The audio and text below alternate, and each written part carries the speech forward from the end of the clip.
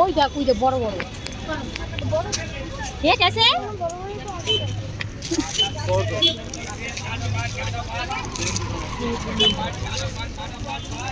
100 টাকা দাদা দেখে আর প্লেটার দেখে আসো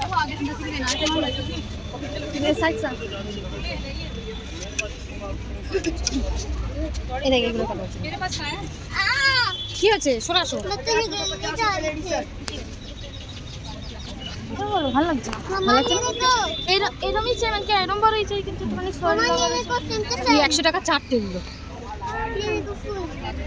থাক এগুলো নেবো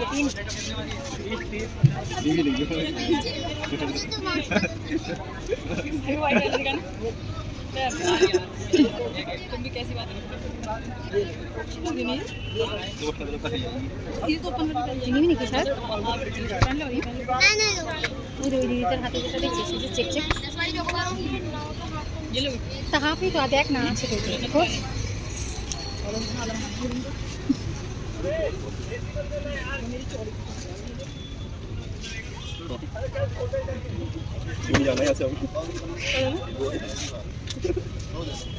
भाई मेरी सुनता क्यों नहीं 50 रुपए लेडीज है ये सही हम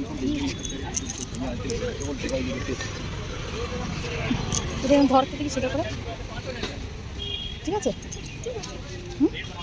নেবো जेंट्स नहीं দেখি সেরা পাটা দেখ সেরা মেরা আছে নাকি দেখে না 50 पॉलिथीन ঠিক আছে ধর দেখি কোনটা এই তিনটে অনেক বড় বাবা দেখ এটা দেখলাম তো প্রথমে দেখ অনেক বড় না কই ধর দেখি ওটা ওরকম হবে না হ্যাঁ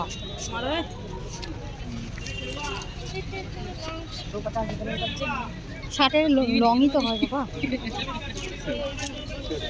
হাফ স্লিভ শার্ট কোথায় পাবি এই যে এই দেখ অনেক বড় দেখি আচ্ছা সর এটা একটু সরে যাও শার্ট নিয়ে নিলাম আমরা সরোজিনীনগরের মানে মার্কেটের ভিতরে ঢুকিনি মেট্রো স্টেশন যে স্টেশনের পাশে এখান থেকে কোথায় কি কি চেন আয় দেখি কি দেখতে পেলি তুই কিচেন আচ্ছা একটাও নেবো না আগেই বলে দিলাম দাম শোন कैसे है भैया 100 का है नहीं बैग আছে চলো আচ্ছা ঠিক আছে পরে ওগুলো এখন আমাদের দরকার নেই চলো ওদিকে দেখে আসি কি চলো চলো তাড়াতাড়ি চলো এই পাশে আসো আর এইগুলো নেবো চপ্পল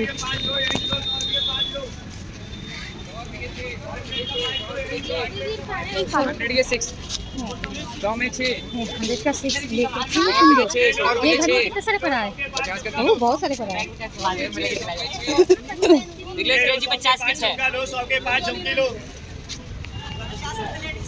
50 টাকা 6টা लेना है 100 के 5 इयरिंग लो 100 के 5 50 के 6 5 लो इयरिंग लो 100 रुपए 5 लो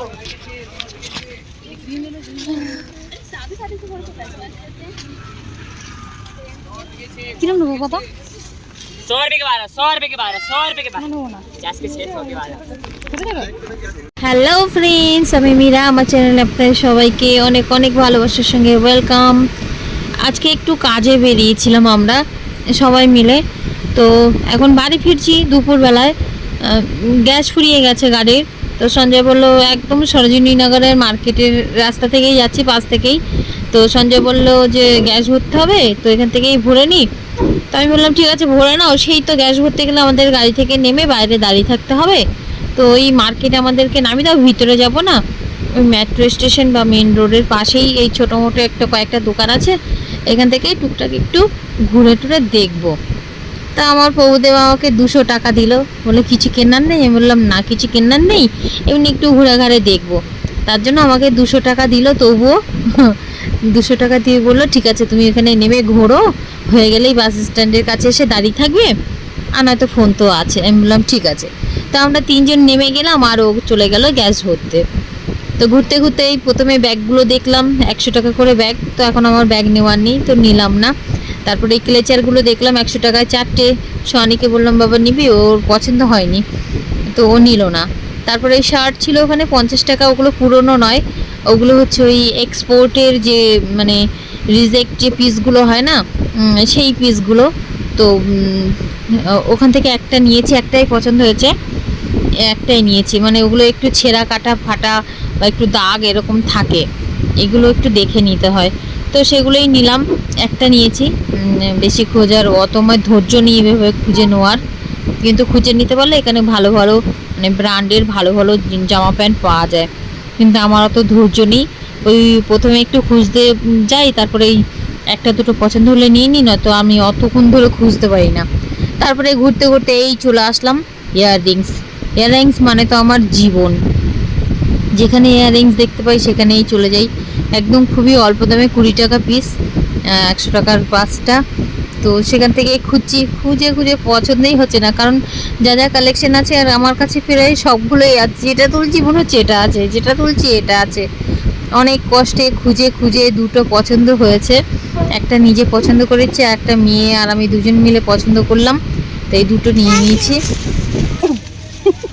আইসক্রিম মিলে গেল। হ্যাঁ